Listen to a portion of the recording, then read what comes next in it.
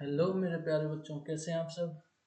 तो मैं हूं आपका होस्ट दोस्त मेंटोर। मेरा नाम है प्रिंस और मैं आपके लिए लेके आ गया हूं एक अच्छी सी सीरीज जिसमें हम हर एक चैप्टर का, केमिस्ट्री के हर एक चैप्टर 10th क्लास के, उनका हम डिस्कशन करेंगे, चाहे वो इन टेक्स्ट क्वेश्चन आंसर्स हों, एनसीईआरटी क्वेश्चन आंसर्स हों।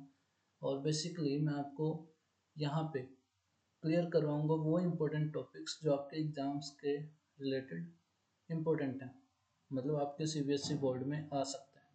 तो इसी को लेके मैंने एक नई सीरीज बनाई है ताकि आप बच्चों को कहीं और जाने की दिक्कत ना हो और आप यहीं से हर एक चीज़ को अच्छे से क्लियर कर पाएँ।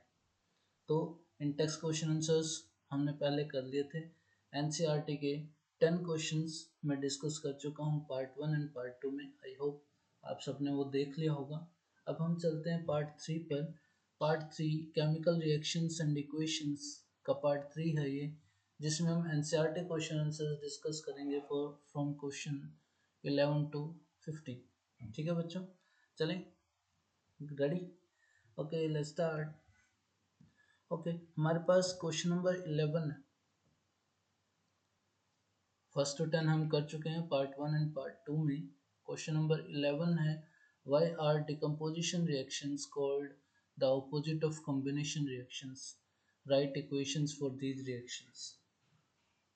हमें पूछा है कि जो डिकम्पोजिशन रिएक्शंस होती हैं वो ऑपोजिट क्यों होती है कॉम्बिनेशन रिएक्शन के, और इनके एक एक इक्वेशन हमें लिखनी है।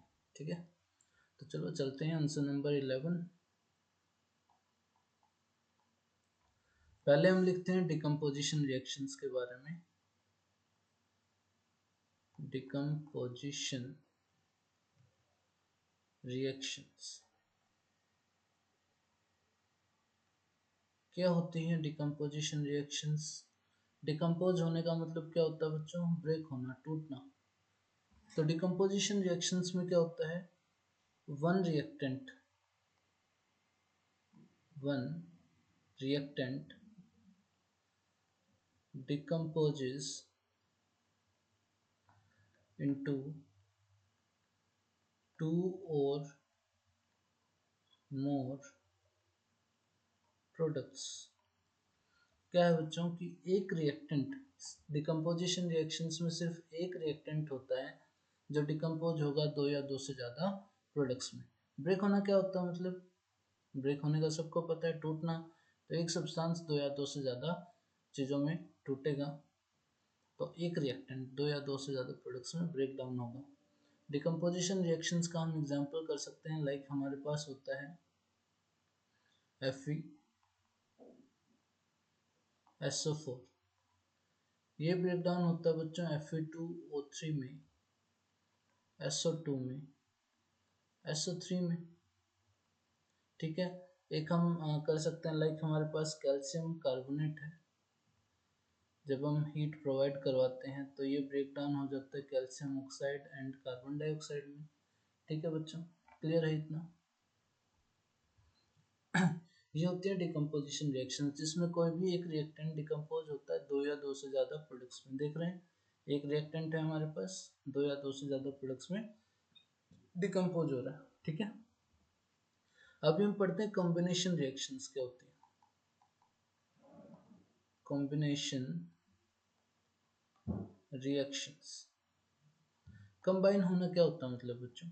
कंबाइन का आप सबको पता होगा, कंबाइन होने का मतलब क्या होता है ना? तो कॉम्बिनेशन रिएक्शंस में क्या होगा? टू और more than two reactants combine with each other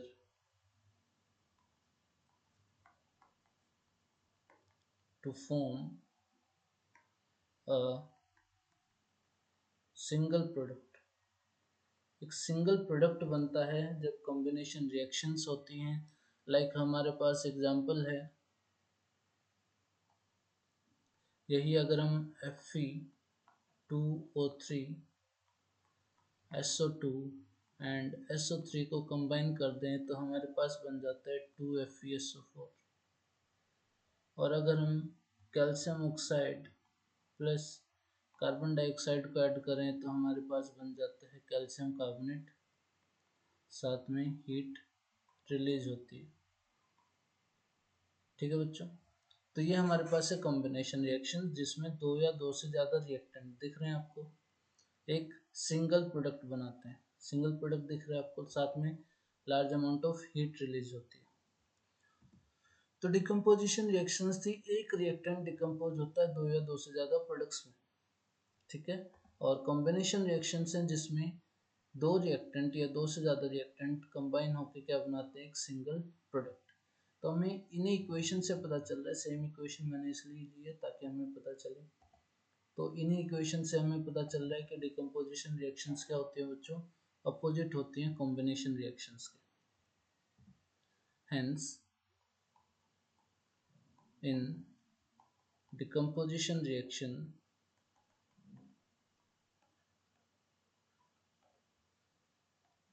one reactant decomposes while in combination only single product is formed.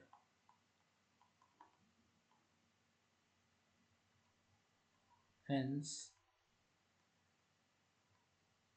decomposition reactions are opposite of combination reactions। Clear है बच्चों? तो हम बोल सकते हैं कि डिकम्पोजिशन रिएक्शन में सिर्फ एक रिएक्टेंट डिकम्पोज होता है, जबकि कॉम्बिनेशन रिएक्शन में एक सिंगल प्रोडक्ट बनता है। इस वजह से हम कह सकते हैं डिकम्पोजिशन रिएक्शंस क्या होती हैं, opposite of combination reactions. Clear है बच्चों, समझ आया सबको? ठीक है, तो आपको ऐसे ही एक्सप्लेन करना है एग्जाम में अगर आ जाए तो, आपको एक इक्वेशन और डेफिनेशन से ही समझाना है कि ये दोनों ऑपोजिट होते हैं। ठीक है, ठीक है, क्वेश्चन नंबर 12 पर चलते हैं। क्वेश्चन नंबर 12 है, right one equation each for decomposition reaction where energy is supplied in form of heat, light and electricity। Basically हमने डिकम्पोजिशन रिएक्शंस पढ़ी हैं बच्चों। डिकम्पोजिशन रिएक्शंस में जो हम एनर्जी प्रोवाइड करवाते हैं वो एनर्जी हीट, लाइट और इलेक्ट्रिसिटी की फॉर्म में प्रोवाइड करवाते हैं। तो इन तीनों के फॉर्म में एक इक्वेशन हमें लिखनी है डिकम्पोजिशन रिएक्शन की। क्लियर है बच्चों सबको? तो आंसर नंबर 12 पर चलते हैं हम। आंसर नंबर 12 है, अगर हम थर्मल डिकम्पोजिशन करवाएं, थर्मल डिकम्पोजिशन होती है जब हम एनर्जी सप्लाइड करते हैं, energy supplied in form of heat. Heat की फॉर्म में जब हम एनर्जी सप्लाई करते हैं तो वो कहलाते हैं हमारे पास, क्या कहलाते हैं बच्चों, थर्मल डिकम्पोजिशन। इसमें हम एग्जांपल लिख सकते हैं, हमारे पास होता है कैल्शियम कार्बोनेट, जब हम हीट करते हैं तो ये डिकम्पोज होता है कैल्शियम ऑक्साइड और कार्बन डाइऑक्साइड में। सेम आप FeSO4 का भी लिख सकते हैं, Fe2O3 SO2 एंड SO3 में ये ब्रेक डाउन होता है। क्लियर है बच्चों सबको? Thermal decomposition. नेक्स्ट है हमारे पास electrolytic decomposition.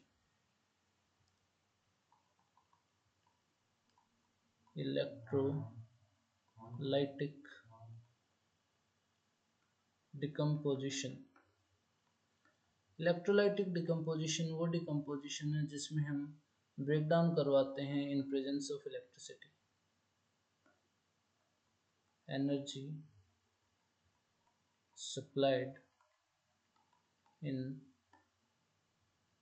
Form of electricity. इसमें बेसिक एग्जांपल है हमारे पास वाटर की इलेक्ट्रोलाइसिस का। जब हम वाटर की इलेक्ट्रोलाइसिस करवाते हैं, इलेक्ट्रिसिटी पास करते हैं, तो ये ब्रेक डाउन हो जाता है दो हाइड्रोजन और ऑक्सीजन गैस में। ठीक है बच्चों, तो जब हम इलेक्ट्रिसिटी प्रोवाइड करवा रहे हैं वाटर में इसके डिकम्पोजिशन करवाने के लिए, तब वाटर ब्रेक डाउन हो जाता है हाइड्रोजन एंड ऑक्सीजन। क्लियर है? एंड थर्ड वन है हमारे पास, थर्ड होता है हमारे पास photolytic decomposition. Photolytic decomposition, photolytic decomposition क्या होता है? जब हम एनर्जी प्रोवाइड करवाते हैं, एनर्जी प्रोवाइडेड in the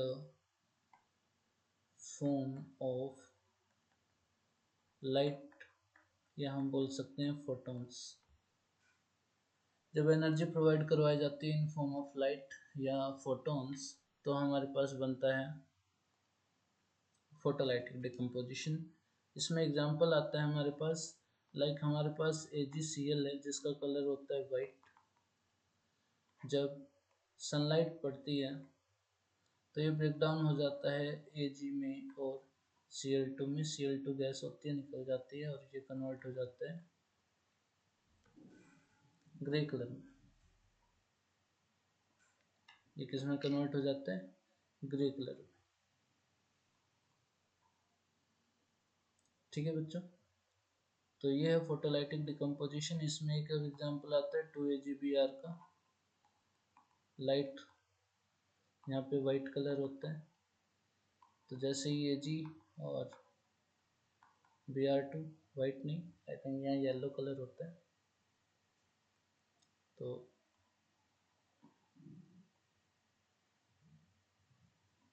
इसका कलर होता है येलो और ये कन्वर्ट हो जाता है फिर किस में? Grey colour. ठीक है बच्चों, तो ये हमारे पास फोटोलाइटिक डिकम्पोजिशन की रिएक्शंस हैं जिसमें एनर्जी प्रोवाइड करवाई जाती है इन फॉर्म ऑफ लाइट। एक एक रिएक्शन हमें लिखनी थी, बट फॉर द एग्जाम्पल मैंने समझाने के लिए दो दो लिख दिए हैं, तो आप इनमें से कोई भी याद कर सकते हो। ठीक है बच्चों, क्लियर है सबको? ठीक है, तो ये हमारे पास हो गए क्वेश्चन नंबर 12 तक हमारा आंसर हो गया। क्वेश्चन नंबर 13 पे चलते हैं। What is the difference between displacement and double displacement reactions? हमें बोला गया है कि डिस्प्लेसमेंट और डबल डिस्प्लेसमेंट रिएक्शंस में क्या डिफरेंस होता है। तो इसका आंसर लिखते हैं हम।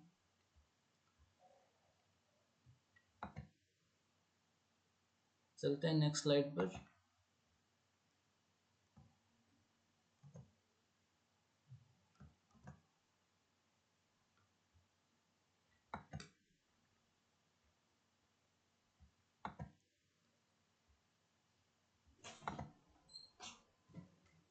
पानी ठंडा के गर्म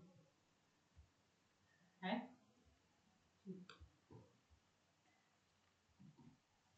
तो हम चलते हैं क्वेश्चन नंबर 13 पर।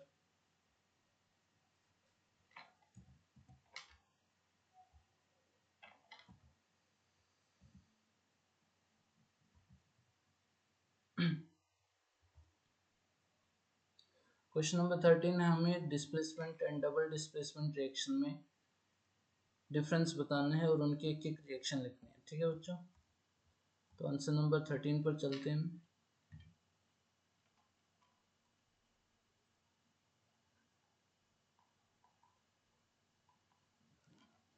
पहले हम लिखते हैं डिस्प्लेसमेंट रिएक्शन के बारे में और उसकी एक इक्वेशन लिखेंगे।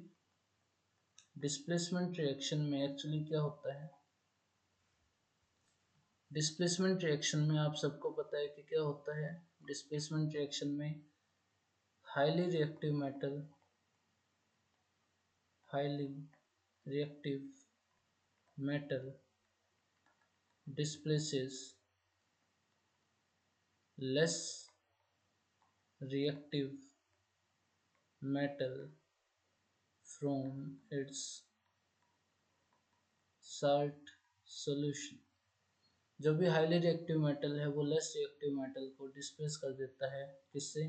उसके साल्ट सॉल्यूशन से। लाइक हम एग्जांपल ले लेते हैं, हमारे पास कॉपर सल्फेट है इसकी रिएक्शन हम आयरन के साथ करवाते हैं तो हमारे पास बन जाता है आयरन सल्फेट, साथ में क्या रिलीज होता है, कॉपर।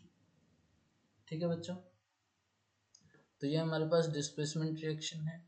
अगर हम डबल डिस्प्लेसमेंट की बात करें, अगर हम डबल डिस्प्लेसमेंट की बात करें तो डबल डिस्प्लेसमेंट रिएक्शंस क्या होती हैं बच्चों? डबल डिस्प्लेसमेंट रिएक्शंस होती हैं जिसमें दो आयंस का एक्सचेंज होता है, एक्सचेंज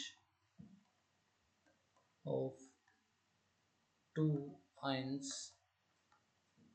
टेक्स प्लेस। इसमें दो आयंस का एक्सचेंज होता है बिटवीन टू रिएक्टेंट्स। लाइक अगर हमारे पास लेड नाइट्रेट है और पोटेशियम आयोडाइड है तो हमारे पास बनता है लेड आयोडाइड और साथ में बनता है पोटेशियम नाइट्रेट। ठीक है बच्चों, तो ये हमारे पास इक्वेशन है कि डबल डिस्प्लेसमेंट रिएक्शंस में दो आयंस का एक्सचेंज होता है, डिस्प्लेसमेंट रिएक्शन में एक ही आयन का एक्सचेंज होता है, या मान सकते हैं एक highly reactive metal low reactive metal को उसके साल्ट सॉल्यूशन से क्या कर देता है, डिस्प्लेस कर देता है। क्लियर है बच्चों? आंसर नंबर 13 क्लियर है सबको? यहाँ पे इसका येलो पीपीटी बनता है और इधर कॉपर सल्फेट का जो कलर होता है वो ब्लू होता है, बट आयरन सल्फेट का कलर क्या बन जाता है, पेल ग्रीन। ठीक है बच्चों, तो ये कलर भी आपको याद रखने हैं। ठीक है, क्वेश्चन नंबर 14 पर चलते हैं। 13 क्लियर हो गया। Refining of silver, recovery of silver from silver nitrate solution involve displacement bye copper metal, write down the reaction involve. हमें बोला गया है कि जब हम सिल्वर की रिफाइनिंग करवाते हैं, जब हम सिल्वर की रिफाइनिंग करवा रहे हैं तो वहाँ से सिल्वर की रिकवरी हो जाती है सिल्वर नाइट्रेट सॉल्यूशन से, जिसमें इन्वॉल्वमेंट होती है कॉपर मेटल के through displacement. Copper metal silver nitrate में से सिल्वर को क्या कर रहा होता है, डिस्प्लेस कर रहा होता है। तो हमें इसकी रिएक्शन इन्वॉल्व जो हो रही है वो लिखना है। तो हमें सिल्वर ऑब्टेंड हो जाता है सिल्वर नाइट्रेट सॉल्यूशन से अगर हम उसका डिस्प्लेसमेंट अगर कॉपर मेटल से करवाते हैं। तो आंसर नंबर 14 पर चलते हैं। आंसर नंबर 14, हमें बोला गया है कि रिएक्शन जो इन्वॉल्व हो रही है उस रिएक्शन की हमें केमिकल इक्वेशन लिखनी है। तो AgNO3 है हमारे पास सिल्वर नाइट्रेट, जब हम उसकी रिएक्शन करवाते हैं कॉपर के साथ तो हमारे पास सिल्वर ऑब्टेंड हो जाता है हमें, और यहाँ पे बन जाता है कॉपर नाइट्रेट और साथ में हमें सिल्वर ऑब्टेंड हो जाता है। ठीक है बच्चों, तो ये हमारे पास है रिएक्शन जिसमें हमें सिल्वर ऑब्टेंड हो जाता है इस रिएक्शन में।